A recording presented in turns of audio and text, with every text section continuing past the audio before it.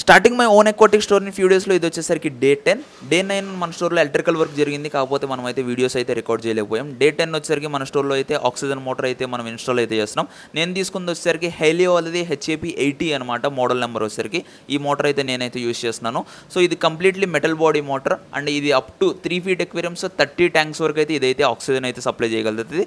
So దీన్ని అయితే ఇప్పుడు మనం ఈ చెక్క మీద అయితే ప్లేస్ చేయాలి కాబట్టి ఈ చెక్కను వాల్కి అయితే మనం ఫిక్స్ చేయాలి. సో దీనికి బ్రాకెట్స్ అయితే నేనైతే యాడ్ చేస్తున్నాను అనమాట. మన దగ్గర డ్రిల్లర్ ఆల్రెడీ ఉంది కాబట్టి బ్రాకెట్స్ అయితే కొనుక్కొచ్చాను. ఈ బ్రాకెట్స్ అయితే ఫిట్ చేసేస్తున్నాను. సో బ్రాకెట్స్ పెట్టేసిన తర్వాత వాల్కి అది ఎక్కడ రావాలనేది చూసుకుని దాని తర్వాత మార్కింగ్ చేసేసి ఆ మార్కింగ్ దగ్గర కూడా హోల్స్ అయితే పెట్టేస్తున్నాను అనమాట. హోల్స్ పెట్టేసి మళ్ళీ ఆ చెక్క పెట్టేసి బ్రాకెట్స్ మొత్తం టైట్గా ఉండేది పెట్టేసిన తర్వాత మోటార్ అయితే పైకి ఎక్కించాను.